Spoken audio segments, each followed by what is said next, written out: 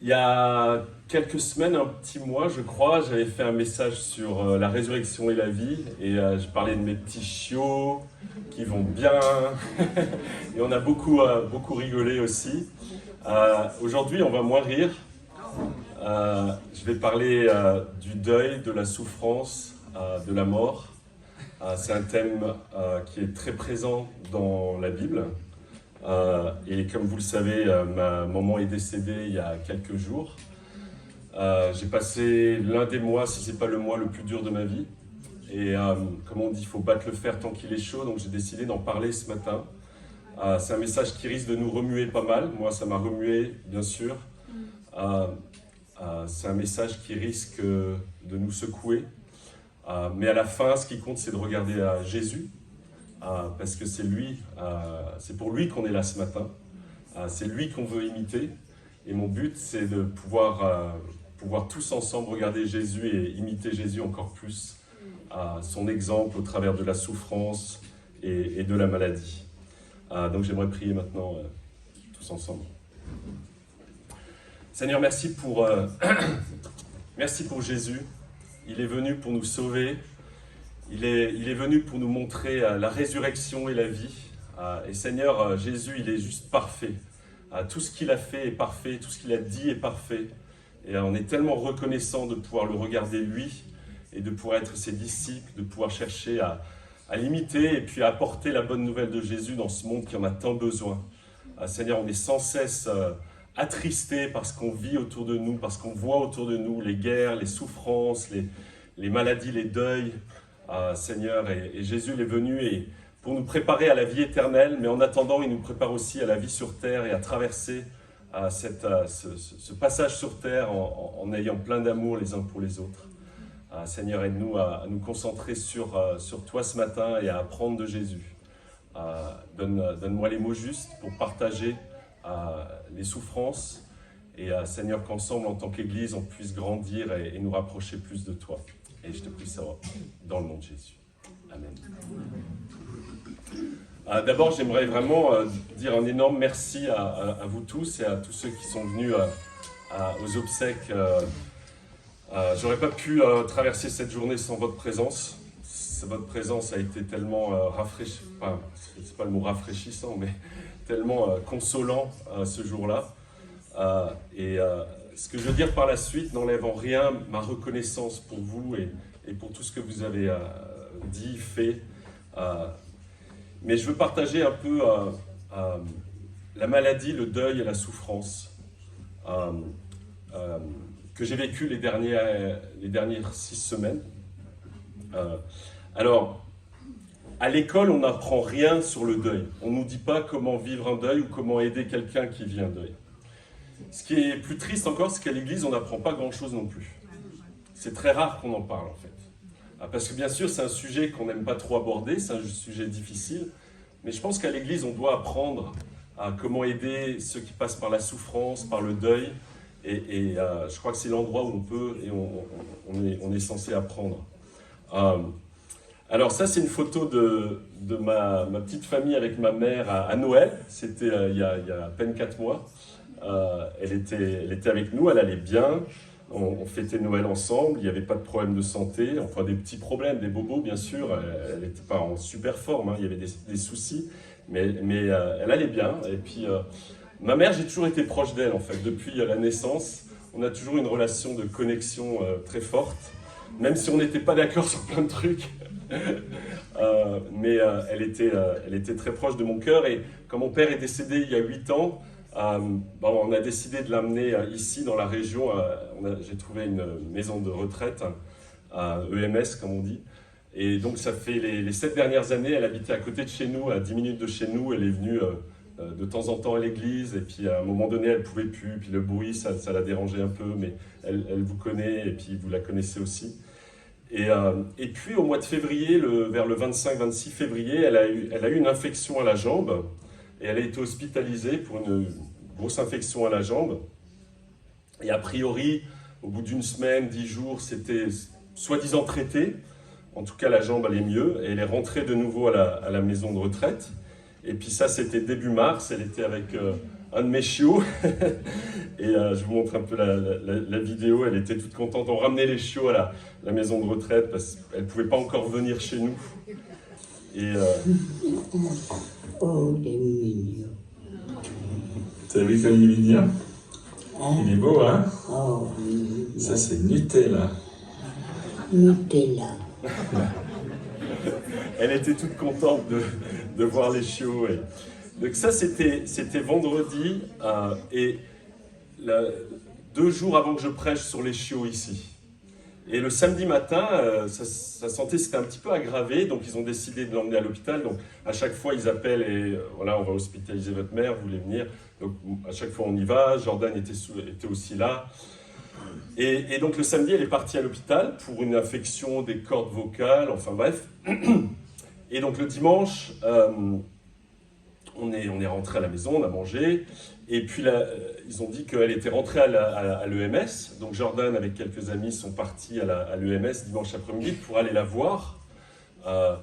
Et ils sont revenus un peu surpris parce qu'en arrivant à l'EMS, on lui dit maintenant en fait Mamou, c'est ce qu'on l'appelait Mamou, est resté à l'hôpital. Ils l'ont gardé à l'hôpital. Donc bon, ok. Nous, on s'est dit, on va venir lui rendre visite lundi matin pour voir comment ça va. Et quand on est arrivé à l'hôpital lundi matin, l'image que vous allez voir est plutôt choquante. Elle était comme ça. Elle était en fin de vie, elle avait un mal fou à respirer, elle parlait plus, elle était inconsciente toute l'après-midi. Et le docteur, je passe à l'image suivante parce que nous a à ce moment-là dit que peut-être c'est la fin. Et on était choqués, vous imaginez. On ne savait pas trop quoi penser. Et donc, on se préparait à la fin ce jour-là. Et le soir, elle a repris un peu conscience et puis elle a dit qu'elle voulait boire de la bière, parce qu'elle est alsacienne. Je veux une bière. Parce qu'on lui donnait de l'eau, elle a dit non, je veux une bière. Donc Jordan lui a ramené 3 bières. Elle a bu 3 bières dans la soirée. Et sans alcool, elle a dit sans alcool. Après, elle buvait des bières avec alcool. Et puis, je suis resté dormir cette nuit-là. Enfin, j'ai pas dormi, hein, vous imaginez, j'étais avec elle. Et le matin, ça allait un peu mieux. Et pendant 3-4 jours, ça allait un peu mieux. Puis elle luttait entre la vie et la mort. Puis ça allait un peu mieux. Au point où, au bout de quelques jours, ils ont dit, bon, on va la renvoyer à la maison de retraite. Donc elle est revenue à la maison de retraite. Et puis on était un peu entre, est-ce que c'est la fin ou est-ce que ça va aller mieux? Et on ne savait pas trop. Un jour, c'était genre, c'est le dernier jour. Et le lendemain, c'était, peut-être ça va mieux. Et un matin, j'arrive à la maison de retraite et puis je la vois assise comme ça. Et je me dis, il y a un nouveau espoir. Mais en même temps, je savais qu'il y avait un tout peu... Enfin, ça allait pas, quoi. Il y avait vraiment de gros problèmes. Pour faire court, par la suite, elle a vraiment agonisé. Et puis, on a dû décider de faire tous les traitements palliatifs, morphine, etc.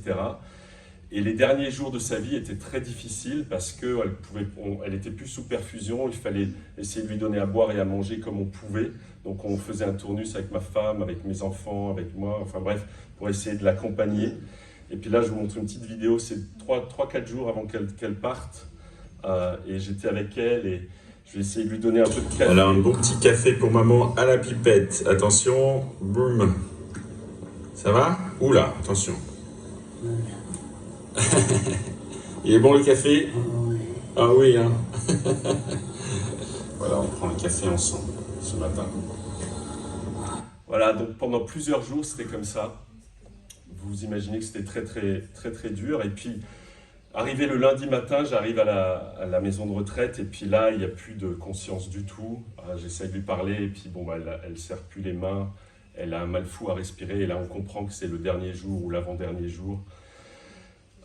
Et puis je rentre, on avait rendez-vous avec le docteur, et puis on y retourne dans l'après-midi. On est arrivé peut-être 10 minutes avant sa mort. On est arrivé, et dans la chambre, il y avait l'infirmière qui venait juste de rentrer et qui constatait le décès de ma mère.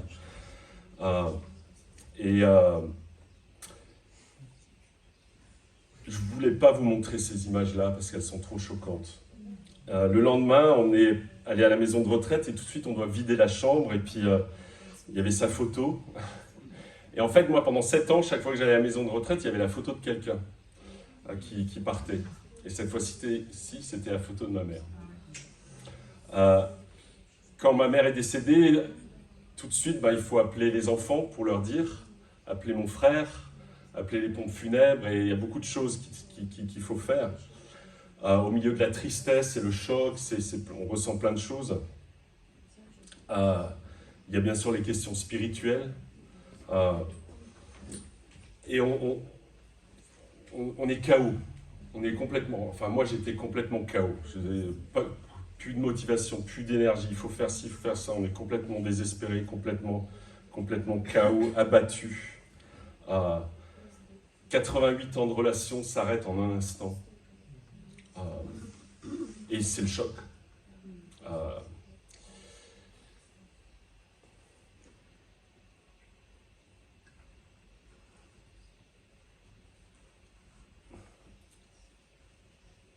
Le soir, vers minuit, je n'ai pas dormi pendant 3 semaines. Le soir, vers minuit, je suis sorti dans mon jardin et j'ai regardé le ciel et j'ai prié. Et j'ai ressenti une réponse de Dieu. Et je vais vous la partager avec vous. Mais maintenant, je vais dire quelque chose qu'il ne faut pas prendre personnellement, mais qu'il faut juste entendre. Parce que je crois qu'on est piégé par le monde et ce que le monde veut nous faire croire comme système de communication.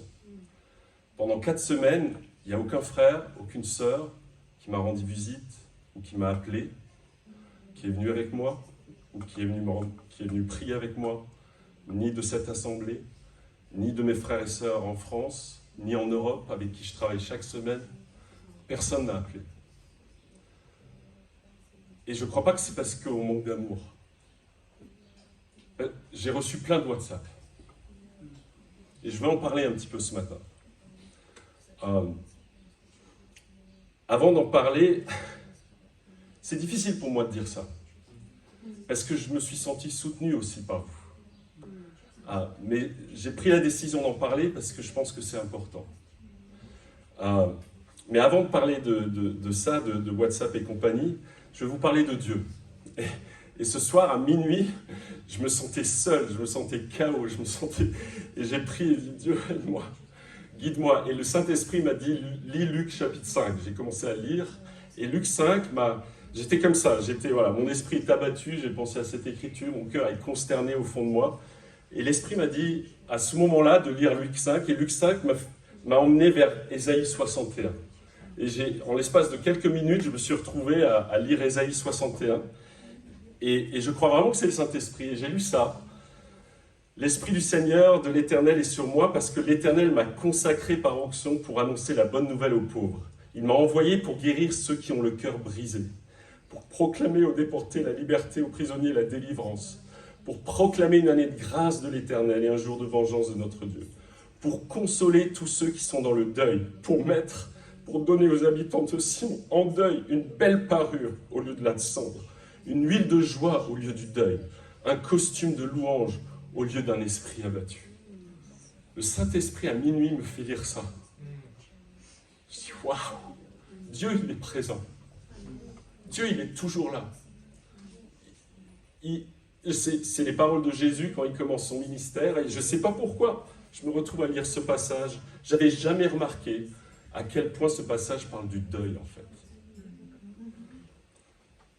Et est-ce que j'ai ressenti la main de Dieu me consoler et j'avais d'autres larmes, cette fois-ci des larmes de reconnaissance pour Dieu.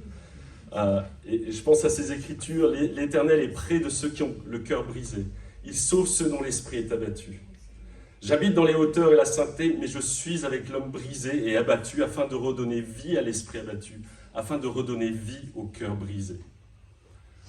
En fait, Dieu, il est proche de ceux qui sont abattus. Il veut être proche de ceux qui sont abattus et il fait tout pour. Il y a ce passage qui, en Ecclésiaste, dit « Au jour du bonheur, sois heureux, et au jour du malheur, réfléchis. » Et en fait, quand on traverse de tels malheurs, et je ne peux même pas imaginer ce que mes frères et sœurs ukrainiens ou à Tel Aviv ressentent face à la guerre et tout ça.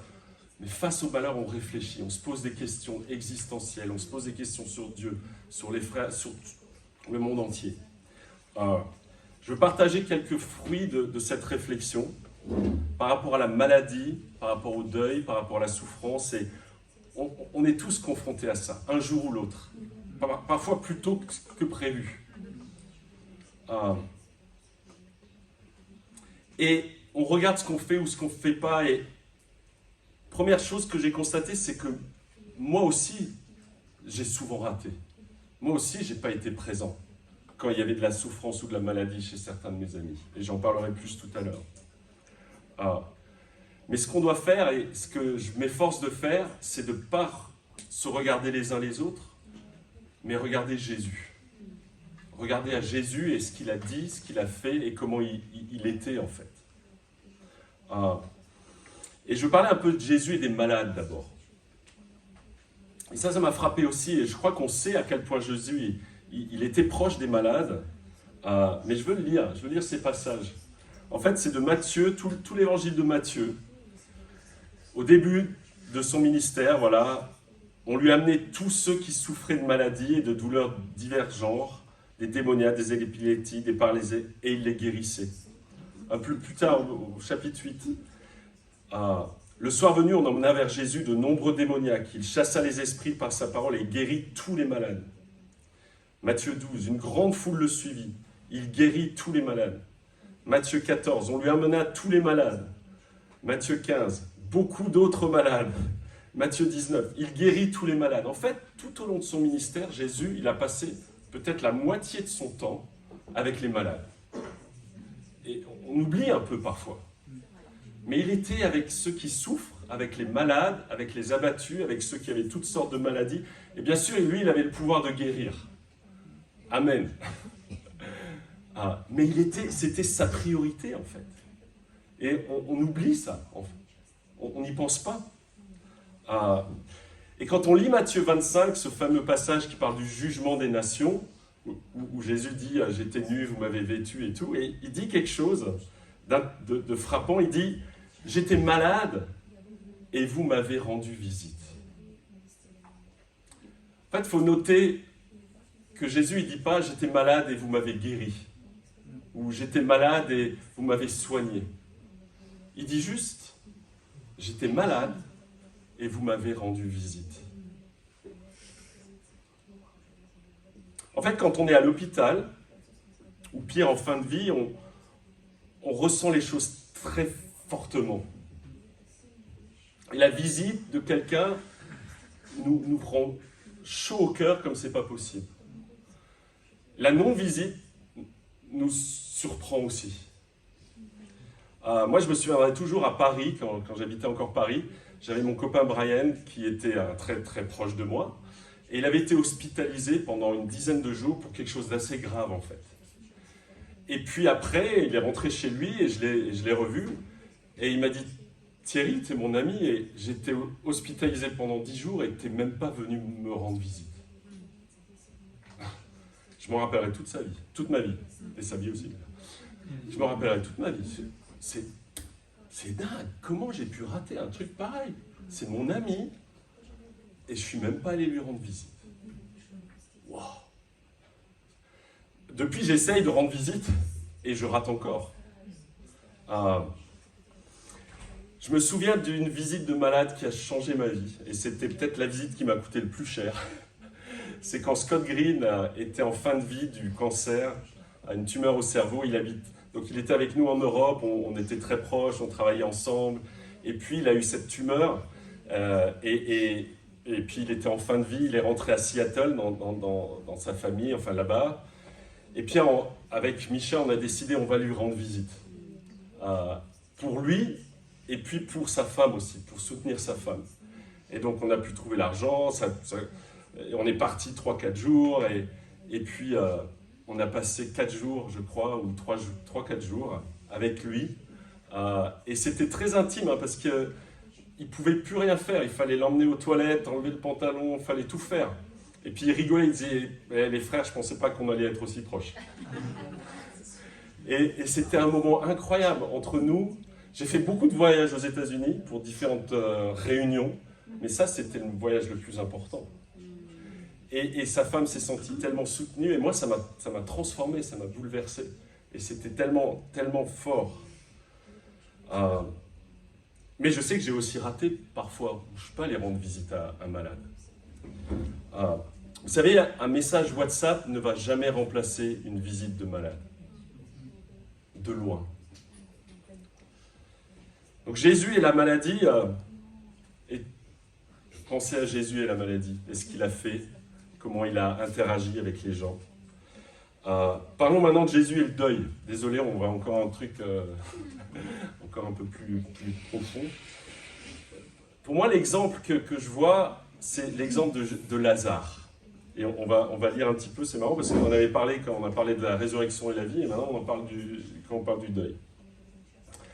En Jean 11, on lit d'abord, je ne vais pas tout lire, vous pourrez tout lire. On lit d'abord Jésus aimait Marthe, sa sœur, et Lazare. C'est marrant ça. Jésus, il aimait Marthe et sa sœur et Lazare. Et on pense souvent à Jésus et les apôtres, mais en fait, il avait d'autres relations. Et puis un peu plus loin, on lit à son arrivée. Alors d'abord, les apôtres disaient à Jésus, ne va pas voir Lazare parce que tu vas te faire arrêter, c'est la Judée, ils vont te mettre en prison et ils vont te tuer, etc. Jésus, il décide quand même d'y aller. À son arrivée, Jésus trouva que Lazare était depuis 4 jours déjà dans le tombeau. Béthanie était près de Jérusalem, à moins de 3 kilomètres. Et beaucoup de Juifs étaient venus chez Marthe et Marie pour les consoler de la mort de leur frère. C'est marrant, quand on vit quelque chose comme ça, il y a des versets qui nous frappent plus que d'autres. Beaucoup de Juifs étaient venus pour consoler Marthe et Marie. Un peu plus tard, Jésus arrive. Marie arriva à l'endroit où était Jésus. Quand elle le vit, elle tomba à ses pieds et lui dit « Seigneur, si tu avais été ici, mon frère ne serait pas mort. » En la voyant pleurer, elle et les Juifs venus avec elle, Jésus fut profondément indigné et bouleversé. Il dit « Où l'avez-vous mis, Seigneur ?» lui répondit-on. « Viens et tu verras. » Jésus pleura. Les Juifs dirent alors « Voyez comme il l'aimait. » Jésus, il vient aussi et il sait qu'il va ressusciter Lazare. Il n'est pas obligé de pleurer. Mais en fait, il est touché par les larmes de Marthe et Marie. Il pleure avec elles.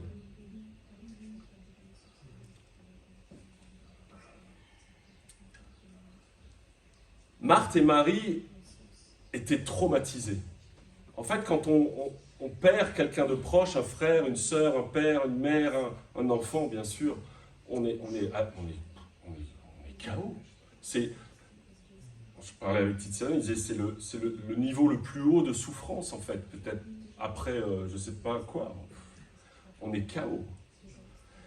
Et Marthe et Marie avaient besoin du soutien des Juifs, de ses amis et de Jésus, et ils étaient là. On ressent 1000 sentiments de tristesse, des sentiments de culpabilité, on ne sait pas d'où ça vient, qu'est-ce que j'ai raté, qu'est-ce que j'aurais pu mieux faire. On est au fond du trou, on n'a plus d'énergie, plus de motivation, on est extrêmement faible, on est abattu. Et chacun vit son deuil différemment, certains le vivent plus que d'autres. Et en fait, on ne sait pas comment on va le vivre.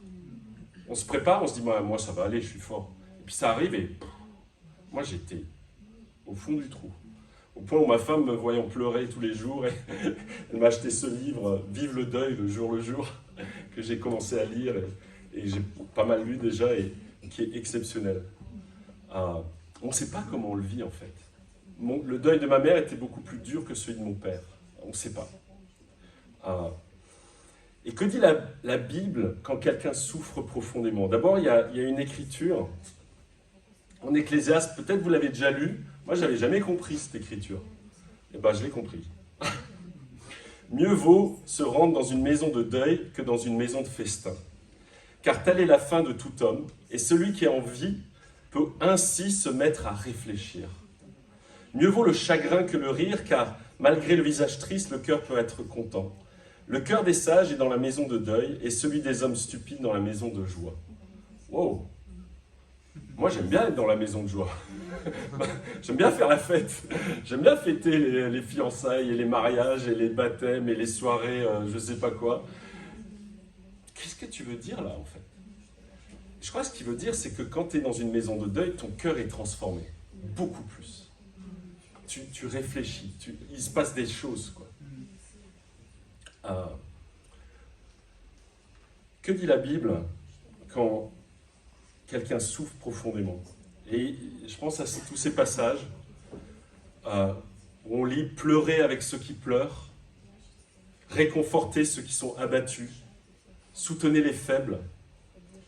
Le Seigneur m'a donné le langage des disciples pour que je sache soutenir par la parole celui qui est abattu. » Et puis Jésus, au moment où il va mourir, il dit « Mon âme est triste jusqu'à la mort, restez ici et priez avec moi. » En fait, quand on est face à la mort, on est face aux ténèbres. Quand j'ai vu ma mère morte comme ça, tu es face aux ténèbres. Tu es face aux ténèbres des plus ténébreuses. Et ton âme est triste jusqu'à la mort. Tu ressens une tristesse. Et Jésus, il dit, mon âme est triste jusqu'à la mort parce qu'il savait qu'il allait être séparé de son Père. Il dit, priez avec moi. Et puis après, il leur dit, vous n'avez même pas été capable de prier 1 heure avec moi. On doit prier avec ceux qui traversent ces moments-là. Vous savez, par WhatsApp, tu ne pleures pas avec celui qui pleure. Par WhatsApp, tu ne consoles pas celui qui est abattu. Par WhatsApp, tu ne pries pas avec celui qui a besoin de prière. Par WhatsApp, tu ne vas pas visiter les malades. Pourquoi je dis ça? Pas pour culpabiliser qui que ce soit, parce que moi aussi j'ai fait des WhatsApp à ces moments-là, mais parce que je crois que c'est un piège du monde. Et il y a une évolution. Il y a 8 ans, mon père est décédé, et plein de gens m'ont appelé. Parce que vous m'aimez, et je sais que vous m'aimez. 8 ans plus tard, plus personne. Pas parce que vous ne m'aimez pas, mais parce qu'on est tombé dans le piège de WhatsApp. On fait tout par WhatsApp. On veut résoudre les conflits par WhatsApp. On veut exprimer ses sentiments par WhatsApp.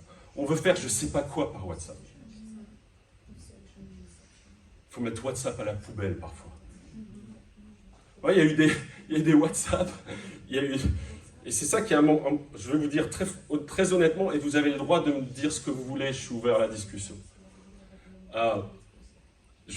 Au début, je lisais les WhatsApp, et ça me touchait un petit peu, et puis à un moment donné, j'étais plus touché, et à un moment donné, j'étais même en colère.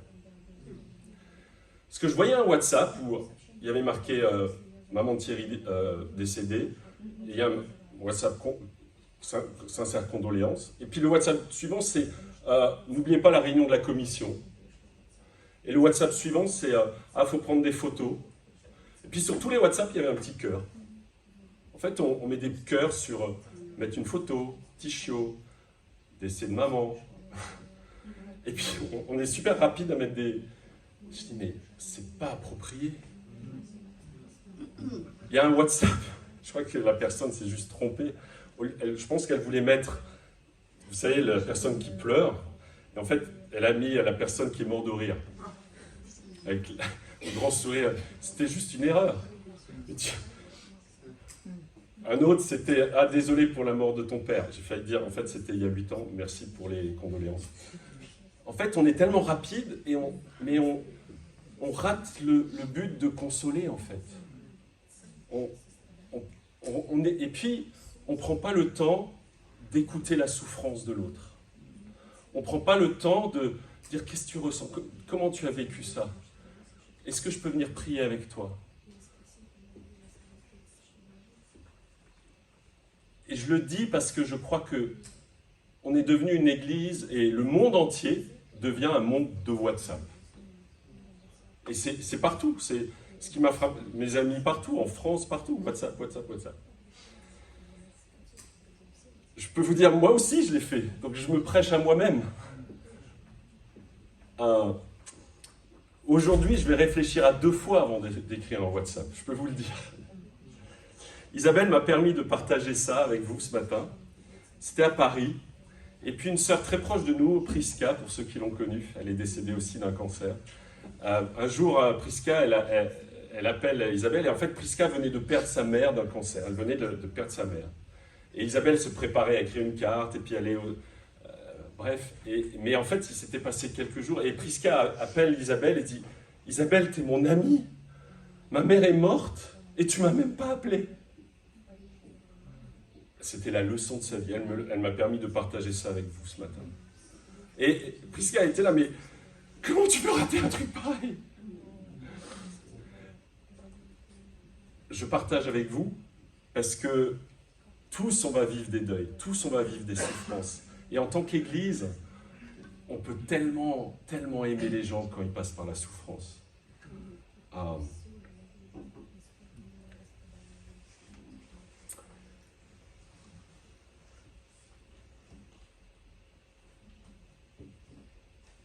J'allais dire autre chose, je vais pas.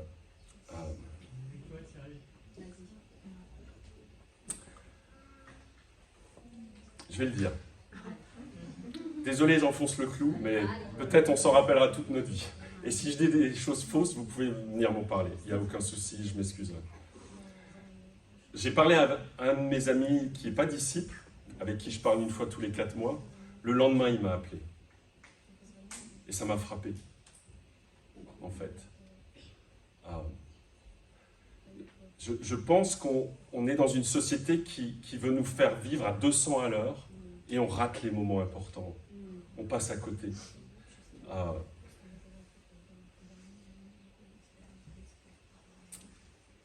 À propos de la maladie, on arrive bientôt à la conclusion. Jésus, il dit, et je crois qu'il faut changer notre façon de voir le monde, et c'est ça la repentance. C'est comment est-ce que je vois le monde et ce qui se passe. En Matthieu 25, les gens, ils sont là, ils disent, mais Jésus, c'est quand qu'on t'a vu malade et tout ça, et c'est quand qu'on est... Et Jésus, il dit, quand t'avons-nous vu malade ou en prison, et sommes-nous allés vers toi? Le roi leur répondra, je vous le dis en vérité, toutes les fois que vous avez fait cela à l'un de ces plus petits de mes frères, c'est à moi que vous l'avez fait. Et ils sont, ah ouais? Et en fait, on ne se rend pas compte, mais quand on va voir Roy parce qu'il est à l'hôpital, parce qu'il a cassé sa jambe, on ne va pas voir Roy, on va voir Jésus. Quand on va voir Florentina ou je ne sais pas, qui est hospitalisé, on va voir Jésus. Quand on va voir Geneviève qui s'est fait une opération de la jambe, on ne va pas voir Geneviève, on va voir Jésus. Quand on vient accompagner ma mère ou moi, on ne va pas voir ma mère ou moi, on va voir Jésus. Et qui n'a pas envie de voir Jésus? On fait plein de choses avec notre temps, plein de réunions, plein de choses. Le plus important, c'est d'aller voir Jésus. Et Jésus, il dit, quand vous l'avez fait à un de ces, vous l'avez fait à moi. Waouh! On ne pense pas comme ça, je ne pense pas comme ça. Avant de conclure, il y a quelque chose qui m'a frappé quand ça m'est arrivé, ça m'est tombé sur la tête. J'ai pensé à mon ami John McGurk, qui est mon ami depuis 30 ans. Et puis l'année dernière, il est rentré aux États-Unis pour prendre soin de sa famille parce que son frère était en fin de vie aussi d'un cancer. Il est rentré aux États-Unis et puis son frère est décédé. Et moi, je n'ai même pas appelé John. Je ne l'ai même pas appelé parce que j'étais pris par plein de choses. J'y ai pensé, puis après j'ai oublié, puis je suis passé à autre chose, et après j'y ai repensé, puis j'ai pas fait. Puis je peux vous dire que la semaine dernière, je l'ai appelé et je lui ai demandé pardon en larmes. Je dis, mais John, mais comment j'ai pu rater un truc pareil? Comment j'ai pu ne pas t'appeler quand ton frère est mort et que tu passes par des douleurs tellement dingues? Je suis à côté de la plaque. J'ai pleuré pendant 20 minutes au téléphone avec lui. C'est dingue. J'étais avec... Le Saint-Esprit m'a mis à côté de Carole au mariage de lui. On y allait à Paris. Et puis comme par hasard, je suis assis à côté de Carole McGurk. Et je lui ai demandé, j'ai dit, Carole, je te demande pardon, j'ai pleuré avec elle. Je dis, mais j'ai tellement besoin d'apprendre. Et donc, il ne faut pas se flageller. Ce qui compte, c'est juste d'apprendre. C'est de pardonner, demander pardon et avancer et imiter Jésus. C'est tout.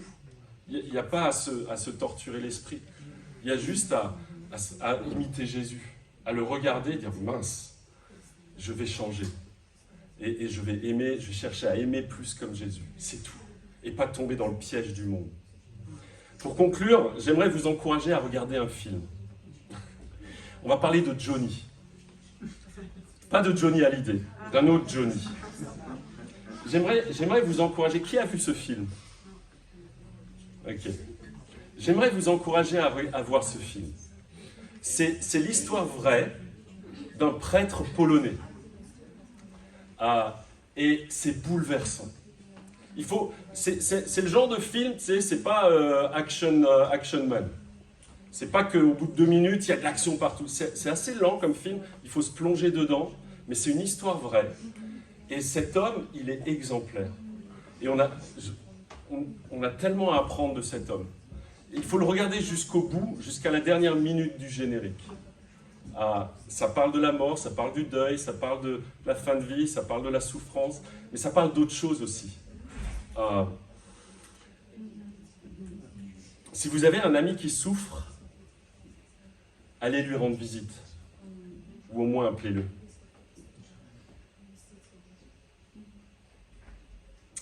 On ne sait pas ce qui peut se passer.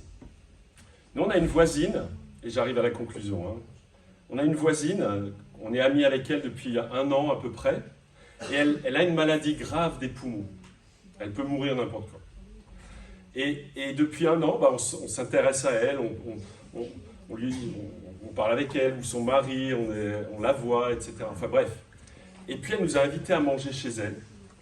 Et elle nous a dit, c'est dingue. Moi j'ai des amis depuis 30 ans, ils ne s'intéressent pas du tout à moi. Et vous, je vous connais à peine, et vous vous intéressez à moi. Vous êtes renseigné sur ma santé, vous êtes venu, et Isabelle qui a fait plein d'efforts et tout, elle était choquée, puis on a passé une super soirée. Et on ne sait pas ce qui se passe quand on va visiter un malade, quand on va prendre soin de quelqu'un qu'on ne connaît peut-être pas très bien encore. Mais c'est ce que Jésus a fait. Vous n'imaginez pas ce que Dieu peut faire quand on obéit à l'Évangile. On arrive à la fin, mais je vais vous montrer encore quelque chose, et puis c'est fini.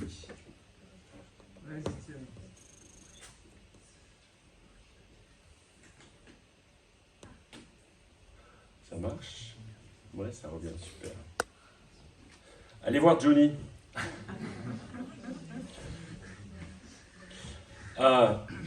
Certains, peut-être, vous allez dire, Thierry, tu es trop idéaliste. Moi, je suis un idéaliste. Et je crois que dans l'Église, on doit avoir des relations idéales.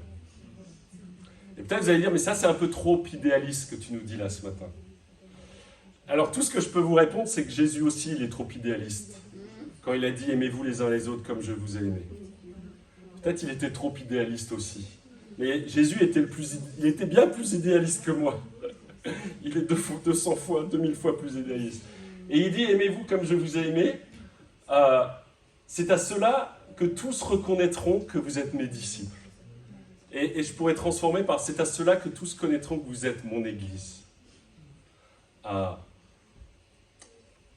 On fait plein de bonnes choses, et plein de choses, on réfléchit sur le rôle des hommes et des femmes, et sur les commissions de gouvernance, et sur plein de trucs, c'est super, il n'y a pas de souci.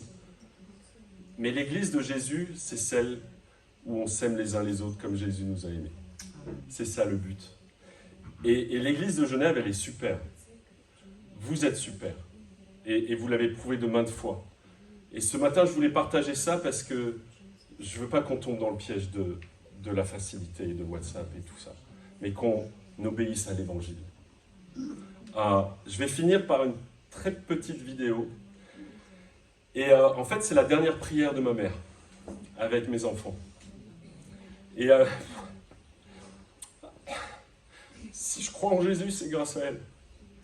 Quand j'étais petit, ma mère, tous les soirs, elle priait avec moi. Elle faisait cette petite prière qui vient du psaume, chapitre 4, verset 9. Et cette prière, c'était « Je me couche et je m'endors en paix, car toi seul, mon Dieu, tu me fais reposer en sécurité. » Et elle a prié avec ça elle a prié cette prière avec moi pendant toute mon enfance. Et plus tard, quand mes enfants allaient en vacances en Alsace, qu'ils étaient petits, tous les soirs, elle priait avec mes enfants cette prière. Et quelques jours, tant qu'elle était encore consciente, pendant cette fin de vie qui a duré 2 semaines, mes enfants sont venus et plusieurs fois le soir, ils étaient avec elle et ils ont prié cette prière avec elle. Et je voulais juste partager ça avec vous, parce que, voilà, pour aussi dire au revoir à ma mère, mais surtout partager ce moment très touchant de fin de vie avec mes enfants. Ô mon Dieu, tu me fais reposer en sécurité. Ouais, c'est bien. Reprenez force, hein. Tranquille. Tranquille. Voilà, merci de m'avoir écouté.